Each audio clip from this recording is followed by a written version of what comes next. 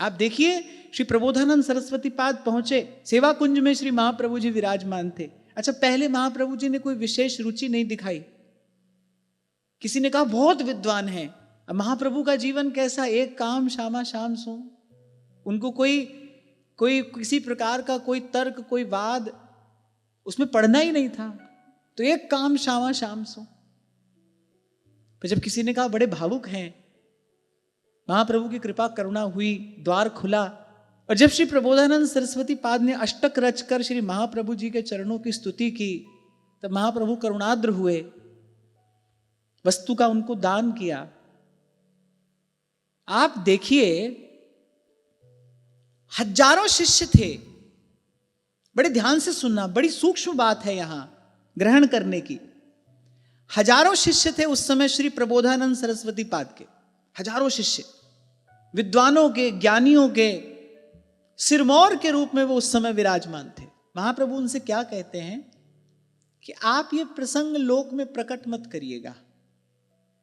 तुम सन्यासी, हम हैं गेही। आप सन्यासी हैं, मैं तो गृहस्थ हूं। आप सोचिए कि यदि ये बात प्रकट होती, महाप्रभु के यश में कितनी वृद्धि होती उस समय। व्यवहार की दृष्टि से मैं एक बात कह रहा हूं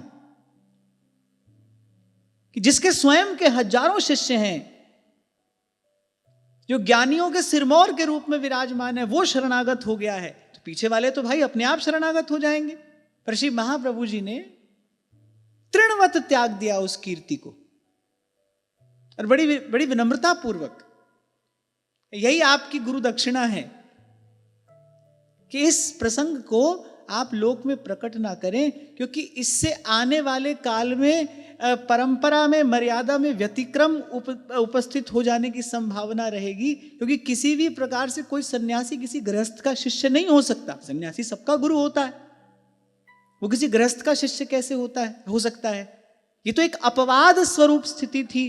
पर कहीं इसे ही सिद्धांत मानकर आने वाले समय में परंपरा में कोई विकार उपस्थित ना हो जाए, परंपरा में कोई विकृति ना आ जाए, तो महाप्रभु ने कहा किसी को कहने की आवश्यकता नहीं है, और आप कोई वस्त्र भी बदलने की आवश्यकता नहीं है। इन्हीं वस्त्रों को आप धारण किए रहिए। जो वस्तु आपको मिलनी थी वो आपको मिल गई, वो तो आत्मा की वस्तु है, उसका इन सब बातों से कोई लेना देना नहीं।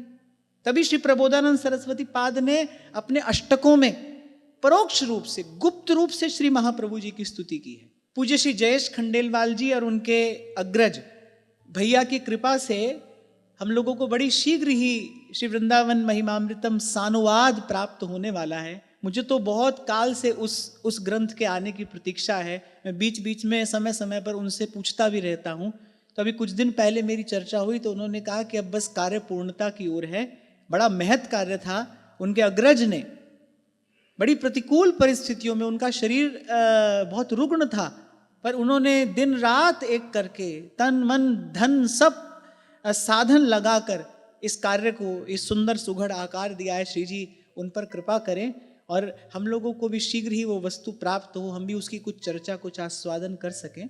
तो श्री प्रबोधानंद सरस्वती पाद ने वो जो धाम की अद्भुत महिमा गाई, बीच बीच में वो रह नहीं सके, परोक्ष रूप से श्री महाप्रभु जी की स्तुति की। खैर, मैं ये बात आपको इसलिए कह रहा था कि जब वस्तुतः वस्तु प्राप्त होती है, कोई कितना दीन, कितना विनम्र हो जाता है, कैसा अद्भुत दैन्य उसमें प्रकाशित हो जाता है। तो हम थोड़ा करें, पर बस ईमानदारी से करें। उनको एक प्रीत की सच्चाई सो काम है, बस थोड़ा करें। हम जितनी बात जीवन में आ सके उतनी बात लाएं। और वैसे भी एक कदम चलोगे दूसरे की ओर बढ़ जाओगे, दूसरा चलोगे तीसरे की ओर बढ़ जाओगे। ऐसे धीरे धीरे ही व्यक्ति आगे बढ़ता है, धीरे धीरे ही व्यक्ति की उन्नति होती है। हाँ, पर होती किसकी है? जो ईमानदारी से चल रहा है।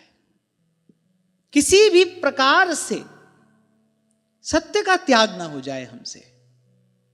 किसी भी कारण से बड़ी बात सामने हो, बड़े से बड़ा लाभ आपको दिखाई पड़ता हो, पर आपको लगे ये बड़े से बड़ा लाभ हो, झूठ बोल कर रहा है। ना, वो लाभ नहीं है। ये माया श्री कृष्ण की, वो लाभ नहीं है। सत्य को छोड़कर कोई लाभ कैसे हो सकता है? कुछ भी बड़े से बड़ा लाभ भी होता हो, सत्य ना छूटने पाए।